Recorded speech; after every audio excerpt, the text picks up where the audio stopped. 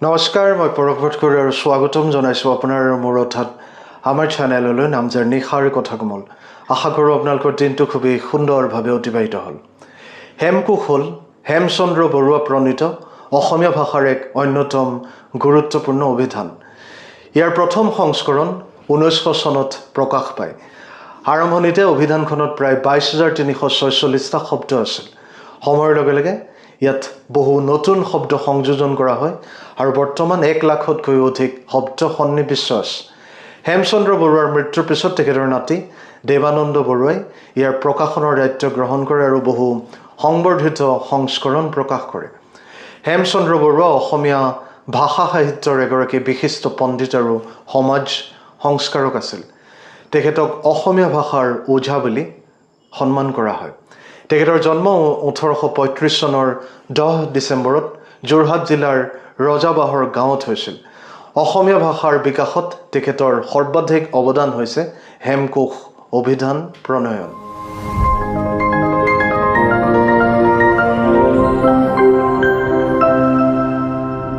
হেমকোষ প্ৰস্তুত কৰোঁতে হেমচন্দ্ৰ বৰুৱাই বহু কষ্ট আৰু বাধাৰ সন্মুখীন হৈছিল। তেখেতে হাতে লিখি শ্ৰীৰামপুৰীয়া কাগজত অভিধানখন প্ৰস্তুত কৰিছিল আৰু নতুন শব্দ মনত পৰিলেই দিন ৰাতি লিখি ৰাখিছিল। সেই সময়ত অসমত অভিধান ছপাব পৰা কোনো ছপাশাল নাছিল আৰু অসুস্থতাৰ বাবে তেখেত কলিকতালৈ যাব নোৱাৰিলে।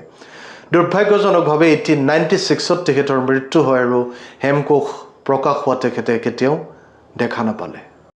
হেমচন্দ্ৰ বৰুৱাৰ মৃত্যুৰ পিছত চৰকাৰে হেমকোষ প্ৰকাশৰ উদ্যোগ লয়, কিন্তু 1897ত শ্বিলঙৰ ভয়ংকৰ ভূমিকম্পত অভিধানখনৰ পাণ্ডুলিপি ক্ষতিগ্ৰস্ত হয়।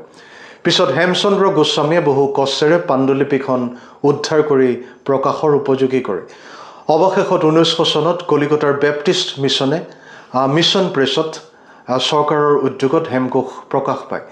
এই অভিধানক অসমীয়া ভাষাৰ এক অমূল্য সম্পদ হিচাপে গণ্য কৰা হয় আৰু পদ্মনাথ গোহাঁই বৰুৱা আৰু লক্ষ্মীনাথ বেজবৰুৱাই ইয়াৰ বিশেষ প্ৰশংসা কৰিছিল। হেমকোষ অসমীয়া ভাষাৰ সৰ্বাধিক প্ৰামাণ্য আৰু জনপ্ৰিয় অভিধান। ইয়াৰ প্ৰণেতা হেমচন্দ্ৰ বৰুৱাই আধুনিক অভিধান প্ৰণয়নৰ নীতি অনুসৰি শব্দৰ অৰ্থ, উচ্চাৰণ আৰু ব্যৱহাৰ সন্নিৱিষ্ট কৰিছিল। 2023 চনৰ 10 ডিচেম্বৰত প্ৰকাশিত 15তম সংবৰ্ধিত সংস্কৰণত 1200ৰো অধিক পৃষ্ঠা আৰু 1 লাখতকৈও অধিক শব্দ অন্তৰ্ভুক্ত কৰা হৈছে। হেমকোষে অসমীয়া ভাষা, সংস্কৃতি আৰু পৰিচয় সংৰক্ষণত অনন্য অৱদান আগবঢ়াইছে আৰু আজিও ছাত্ৰ ছাত্ৰী, গৱেষক আৰু ভাষাপ্ৰেমীসকলৰ বাবে এক অমূল্য সমল হিচাপে গণ্য কৰা হয়। হেমকোষৰ ব্ৰেইল সংস্কৰণ দৃষ্টিহীন ব্যক্তিসকলৰ বাবে এক ঐতিহাসিক পদক্ষেপ হয়। জয়ন্ত বৰুৱাৰ নেতৃত্বত ভাৰতৰ প্ৰথম বাইলিংগুৱেল বা দ্বিভাষিক ব্ৰেইল অভিধান হিচাপে ইয়াক প্ৰস্তুত কৰা হৈছে।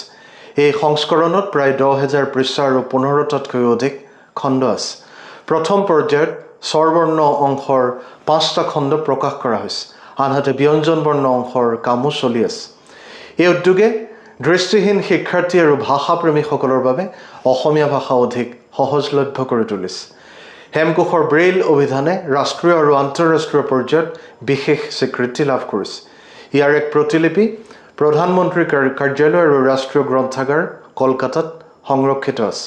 এই অভিধানক গিনিছ বিশ্ব অভিলেখে বিশ্বৰ সৰ্ববৃহৎ ব্ৰেইল অভিধান হিচাপে স্বীকৃতি দিছে। দৃষ্টিহীন ব্যক্তিসকলৰ বাবে জ্ঞান আৰু ভাষা অধিক সহজলভ্য কৰি তোলাত হেমকোষে এক অনন্য দৃষ্টান্ত স্থাপন কৰিছে। এই কথাৰে আজিৰ এই খণ্ডটো সামৰিছোঁ। আশা কৰোঁ আপোনালোকে আদৰি ল'ব, লগতে আপোনালোকৰ মতামত আগবঢ়াব আৰু চেনেলটো নিশ্চয়কৈ ছাবস্ক্ৰাইব আৰু ফ'ল' কৰিব। পুনৰ লগ পাম এক নতুন আৰু আকৰ্ষণীয় বিষয়ৰ সৈতে। ভগৱানে আপোনালোক সকলোৰে মংগল কৰক। আজিলৈ আহোঁ। শুভৰাত্ৰি। ধন্যবাদ।